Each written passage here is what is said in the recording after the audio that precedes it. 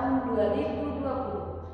Adapun riwayat pendidikan saya adalah saya menempuh kuliah Diploma 3 Rekam Medis dan Informasi Kesehatan, dilanjutkan dengan alih jenjang Diploma 4 Program Studi Teknik Informatika Konsentrasi Rekam Medik dan Informasi Kesehatan di Politeknik TEDC Bandung, serta melanjutkan ke jenjang Pasca Sarjana S2 Magister Manajemen Konsentrasi Manajemen Rumah Sakit di Universitas Wijaya Mukti Bandung.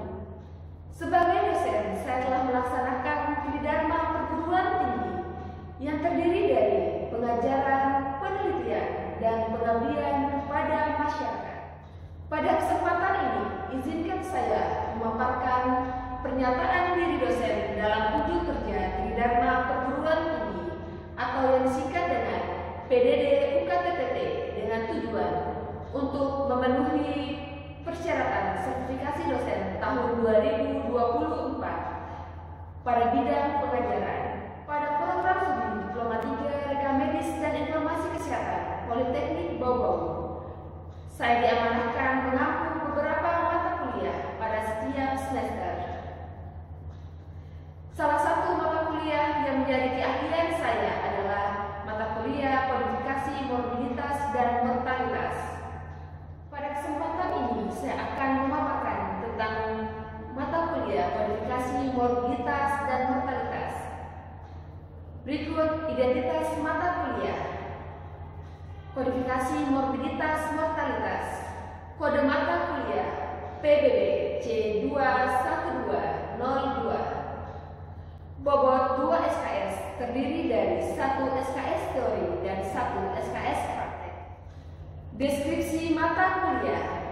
Mata kuliah ini diselenggarakan agar mahasiswa mampu menentukan dan menganalisis kodifikasi penyakit dan tindakan medis terkait kodifikasi morbiditas dan mortalitas sebagai dasar untuk mencapai kompetensi clinical coder reimbursement. Materi pembelajaran. 1. Konsep dasar aturan morbiditas dan mortalitas. 2. Rules of Morbidity, penerapan MD1 sampai dengan MD5. 3. Sertifikat kematian dan otopsi verbal. 4. Konsep underlying cause of death dan urutan sebab kematian. 5. Rules of Mortality, General Principle, Rule 1 sampai 3, Rule modifikasi A sampai dengan F. 6. Prenatal death. 7. MMDS atau Medical Mortality Datasheet. 8. Note of Interpretation. Capaian pembelajaran mata kuliah disingkat dengan CPMK. 1. Mahasiswa mampu menjelaskan konsep aturan morbiditas. 2. Mahasiswa mampu menentukan kodifikasi morbiditas berdasarkan sistem klasifikasi internasional yang berlaku. 3. Mahasiswa mampu menjelaskan sertifikat kematian. 4. Mahasiswa mampu menjelaskan konsep underlying cause of death dan urutan sebab kematian. 5. Mahasiswa mampu menentukan kodifikasi mortalitas berdasarkan sistem klasifikasi internasional yang berlaku. 6. Mahasiswa mampu menganalisis note for interpretation pada kasus kodifikasi mortalitas berdasarkan sistem klasifikasi internasional yang berlaku. Sistem pembelajaran mata kuliah ini diampu pada semester genap, yaitu semester 4, yang diampu oleh dosen team teaching yang terdiri dari 2 orang dosen.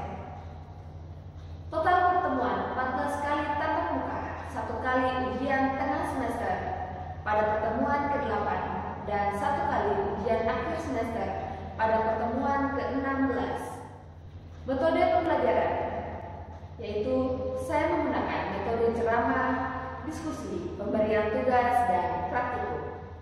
Sistem penilaian dengan bobot presensi atau kehadiran 10%, tugas 10%, ujian tengah semester atau UTS 10%, ujian akhir semester atau UAS 20%, dan praktikum 50%. Demikian pernyataan diri dosen dalam kunjung kerja Tridharma Perguruan Tinggi atau yang disingkat dengan PDD UKTPT bidang pengajaran. Terima kasih. Wassalamualaikum warahmatullahi wabarakatuh. Bismillahirrahmanirrahim. Assalamualaikum warahmatullahi wabarakatuh. Waalaikumsalam warahmatullahi wabarakatuh. Selamat siang adik-adik sekalian. Siang, Bu. Bagaimana kabarnya hari ini? Baik, Bu. Alhamdulillah. Dapat bersyukur, mari sama-sama kita panjatkan atas kehadirat Allah Subhanahu wa taala. Alhamdulillah pada minggu ini kita bisa berkumpul kembali untuk mengikuti proses belajar mengajar. Untuk mengawali perkuliahan kita pada hari ini, silakan berdoa dipimpin oleh Amin. Baiklah teman-teman, sebelum kita mulai pembelajaran mata kuliah hari ini, marilah kita berdoa menurut agama dan kepercayaan kita masing-masing. Semoga pembelajaran mata kuliah hari ini bisa dimengerti, dipahami, dan bermanfaat bagi kita semua. Berdoa dimulai.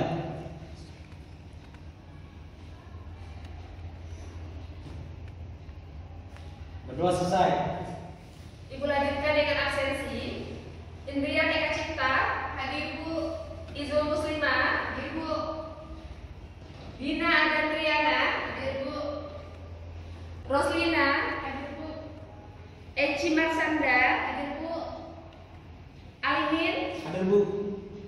Nur Sriwandi, hadir Bu. Maharani, hadir Bu. Nur Intan, hadir Bu. Justika Rahmi, hadir Bu. Wade Astri, hadir Bu. Nur Diva, hadir Bu. Ya, alhamdulillah semuanya lengkap ya hadir. Adik-adik sekalian, kelas ini adalah kelas M22C, mata kuliah Kodifikasi Mobilitas Mortalitas. Pada minggu ini kita akan membahas tentang aturan modifikasi. Sebelum melanjutkan materi kita pada minggu ini, hari ini kita akan mulai dengan mereview mata kuliah kita materi yang minggu lalu, yaitu tentang aturan seleksi penyebab dasar kematian. WHO telah menetapkan prosedur dalam penentuan penyebab dasar kematian atau underlying cause of death. Apabila hanya terdapat satu penyebab kematian yang ditulis dalam sertifikat kematian, maka penyebab kematian tersebut yang digunakan sebagai record. Jika terdapat lebih dari satu penyebab kematian yang dilaporkan, maka terdapat beberapa aturan yang dapat digunakan, yaitu ada prinsip umum, Rule 1, Rule 2, dan Rule 3. Siapa yang bisa menjelaskan kembali terkait Rule 1? Silakan. Siapa ya? Izul. Terima kasih atas kesempatan yang telah diberikan kepada saya. Saya akan menjawab pertanyaan dari Ibu dosen. Rule 1. Jika prinsip umum tidak bisa diterapkan dan terdapat urutan yang berakhir pada kondisi yang dituliskan pada baris pertama sertifikat, pilihlah penyebab awal dari urutan tersebut. Jika terdapat lebih dari satu urutan yang berakhir pada kondisi yang dituliskan pada baris pertama sertifikat. Terima kasih. Terima kasih Zul, jawabannya sudah betul. Terkait Rule 1, jika prinsip umum tidak bisa diterapkan dan terdapat urutan yang berakhir pada kondisi yang dituliskan pada baris pertama sertifikat, maka pilihlah penyebab awal dari urutan tersebut. Jika terdapat lebih dari satu urutan yang berakhir pada kondisi yang dituliskan pada baris pertama sertifikat. Siapa yang bisa menjelaskan terkait Rule 2? Silakan Maharani. Baik, terima kasih atas kesempatan yang telah diberikan kepada saya. Saya akan menjawab pertanyaan dari Ibu dosen.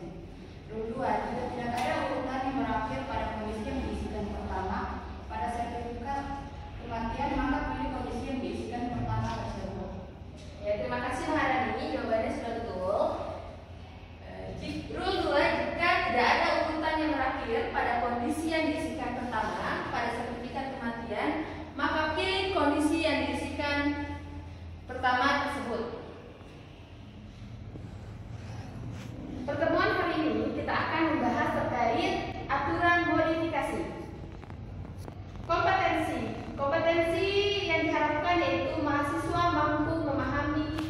konsep dan melakukan reseleksi atau penentuan penyebab dasar kematian pada kasus yang memerlukan aturan modifikasi. Maksud dan tujuan pembelajaran: yang pertama, mahasiswa mengerti dan memahami konsep dan aturan reseleksi penyebab dasar kematian pada kasus yang memerlukan aturan modifikasi. Yang kedua, mahasiswa mampu melakukan reseleksi penyebab dasar kematian dan menentukan aturan modifikasi yang digunakan. Jadi aturan modifikasi ini ada A sampai dengan F. Jadi kita mulai dari A. Nomor 1, aturan modifikasi A yaitu sterilitas dan kondisi lainnya yang tidak jelas atau ill-defined. Bila sebab kematian yang dipilih adalah sterilitas atau kondisi sakit yang tidak jelas atau ill-defined, sedangkan kondisi yang terklasifikasi di tempat lain juga dilaporkan dalam sertifikat, maka lakukan reseleksi seolah-olah sterilitas atau kondisi ill-defined tidak pernah dilaporkan, kecuali dengan pertimbangan bahwa kondisi tersebut akan mengubah codingnya. Itu untuk aturan modifikasi A. Ini adalah kondisi-kondisi yang dianggap sebagai kondisi ill-defined antara lain. Ada I46.1, stadium cardiac death, so described. Ada I46.9, cardiac arrest unspecified. Ada I95.9, hypotension unspecified. Ada I99, other and unspecified disorder of circulatory system. Ada J96.0, acute respiratory failure. Ada J96.9, respiratory failure unspecified. Ada P28.5, respiratory failure of newborn. Dan R00 sampai dengan R99 dan R96 sampai dengan R99 tentang symptoms, signs, and abnormal clinical laboratory findings not also classified. Ini untuk kondisi-kondisi yang dianggap sebagai kondisi ill-defined antara lain ini. Kita lanjutkan. Terdapat catatan-catatan khusus untuk aturan ini. Ada R95, sudden infant death syndrome. Ini tidak dianggap sebagai ill-defined. Contoh penggunaannya, aturan modifikasi A. Contoh, bagian 1 A, sterilitas R54 dan pneumonia hipostatik J18.2. Untuk bagian B-nya, artritis reumatoid M06.9. Pada tahap 1, penentuan kode sebab kematian akan diterapkan prinsip umum, aturan seleksi 1, 2, atau 3 jika dilihat pada sertifikat kematian. Tidak dilaporkan adanya sequence yang berakhir pada baris pertama sertifikat, baris A, karena artritis reumatoid bukan sebab dari sterilitas. Dengan demikian, seharusnya sterilitas dipilih sebagai default dengan menggunakan aturan seleksi. Nah, ini masih ada catatan khusus bahwa namun demikian sterilitas dan beberapa kondisi yang tidak jelas atau ill-defined menurut WHO termaktub dalam kondisi yang perlu dimodifikasi karena merupakan sebab kematian yang tidak diajukan dalam laporan sertifikat kematian karena dianggap kurang informatif dan kurang bermanfaat dalam upaya pencegahan sebab kematian. Kita lanjutkan untuk aturan modifikasi B.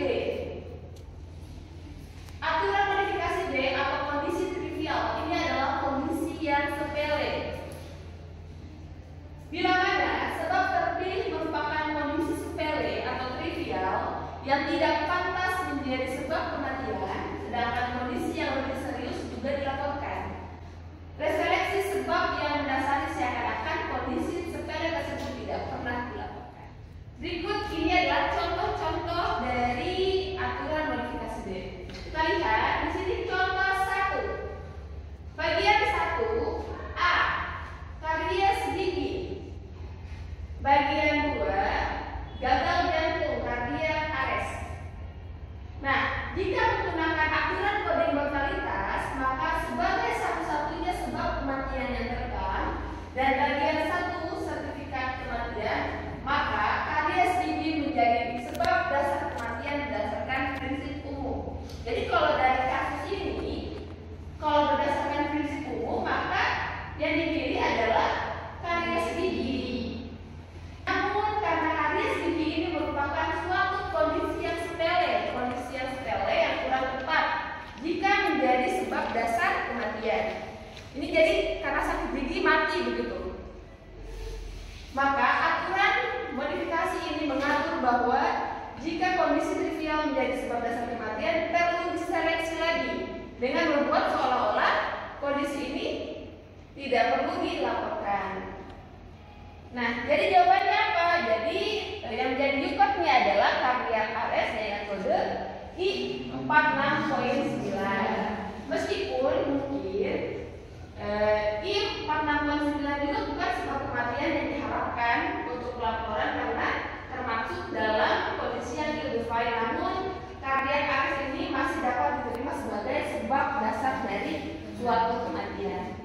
Jadi antara kardiak arrest dengan sakit gigi mana ini ternyata yang dipilih untuk sebagai penyebab dasar kematiannya. Apa iya sakit gigi langsung mati begitu? Nah, nanti yang dilaporkan adalah kardiak arrest. Lanjutkan contoh 2. Contoh 2-nya bagian 1A, perdarahan intraoperatif. Bagian B, tonsilektomi, dan bagian C, hipertrofi tonsil. Nah, dari soal ini kita bisa lihat hipertrofi tonsil ini merupakan kondisi trivial yang kurang informatif sebagai sebab kematian. Oleh karena itu, dengan aturan modifikasi B, disarankan untuk menetapkan kode sebab kematian karena perdarahan intraoperatif dengan kode Y60.0. Kita lanjut aturan modifikasi C atau linkage saling keterkaitan.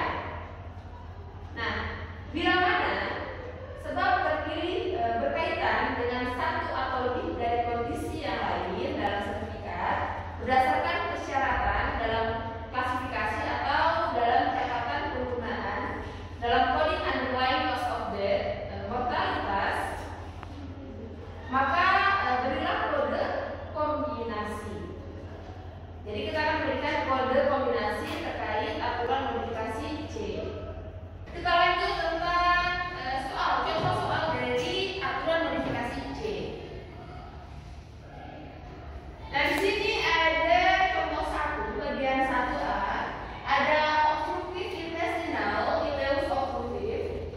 Bagian B ada hernia femoralis.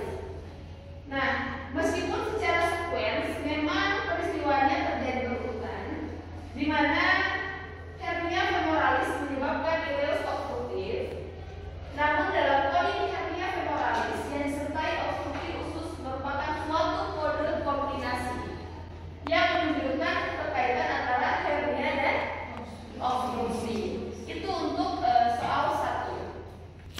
Nah, dalam contoh ini meskipun jika memilih prinsip umum, sebab kematian terpilih seharusnya adalah hernia femoralis, namun berdasarkan aturan modifikasi ini maka yang disarankan untuk memilih hernia femoralis dengan obstruksi sebagai yukot atau sebab dasar dari kematian dengan kode K41.3. Kita lanjutkan untuk contoh 2. Bagian 1. A. Right bundle branch block dan penyakit Chagas. Nah, maka berdasarkan aturan modifikasi ini, sebab kematian bukan sekedar right bundle branch block saja, melainkan penyakit Chagas yang disertai penyakit jantung. Jadi Chagas disease with heart involvement dengan kode B57.2 sebagai sebab kematiannya. Karena kedua sebab kematian ini merupakan dari kode kombinasi. Oke adik-adik, untuk soal selanjutnya silahkan dikerjakan dulu.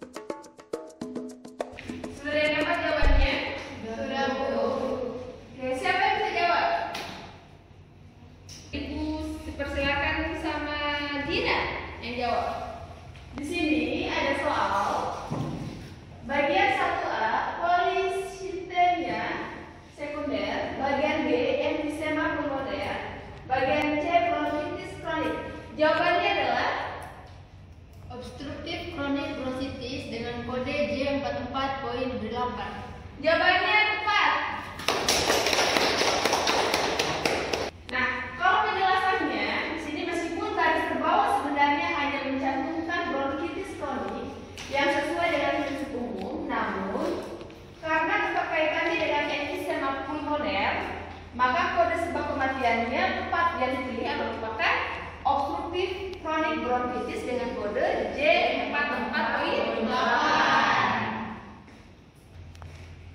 Contoh 1, bagian 1A ada infark cerebral, bagian B ada cerebrovascular accidents. Nah, maka pilih terminologi yang lebih spesifik dari cerebrovascular accidents atau stroke, yaitu infark cerebral. Kodenya adalah I63.9. Karena stroke dapat berupa infark atau perdarahan hemoroid pada cerebral.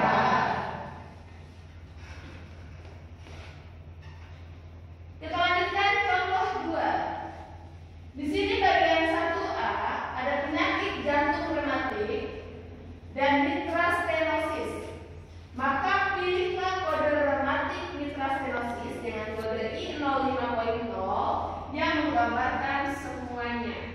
Itu untuk bagian B, modifikasi B. Untuk soal selanjutnya silakan dikerjakan oleh adik-adik sekalian secara mandiri. Baik.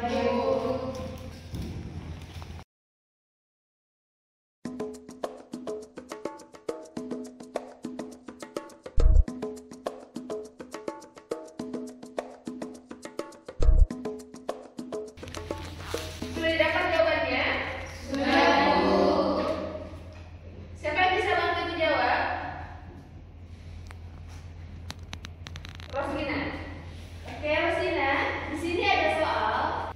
Bagian 1A, hipertensi berat pada kehamilan. Bagian 2, kejang-kejang eklamsia. Jawabannya apa? Jawabannya adalah maka meskipun bagian 1 hanya berisikan hipertensi berat pada kehamilan, namun karena adanya informasi pada bagian 2 sertifikat diketahui bahwa hipertensi ibu hamil ini lebih spesifik menggunakan istilah kejang eklamsi dengan kode O15. Oke, jawabannya sudah tepat. Kita lanjutkan. Aturan modifikasi E, stadium dini dan lanjut penyakit. Nah, ini bila mana sebab kematian terpilih merupakan stadium dini dari suatu penyakit, sedangkan stadium lebih lanjut dari penyakit yang sama juga dilaporkan dalam sertifikat, beri kode sesuai tahapan lebih lanjut. Aturan ini tidak berlaku untuk kondisi kronik yang dilaporkan sebagai akibat dari kondisi akut, kecuali ada instruksi khusus dalam klasifikasi.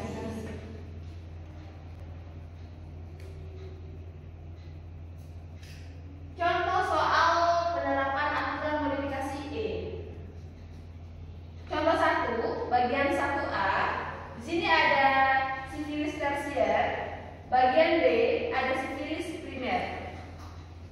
Nah, meskipun sebab kematian yang tercantum pada baris terbawah sini adalah sifilis primer, namun sebagai sebab kematian dipilih berdasarkan aturan modifikasi adalah sifilis tersier dengan kode A52.9.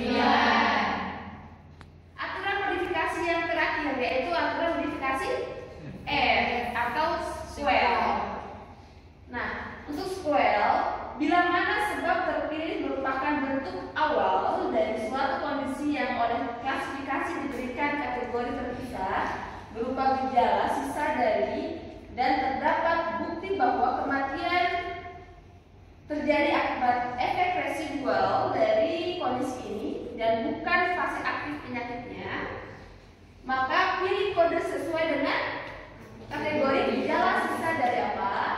Nah, kategori spell off adalah B90 sampai dengan B94, terus E64 das, ada E68, G09, I69, O97 dan Y85 sampai dengan Y89.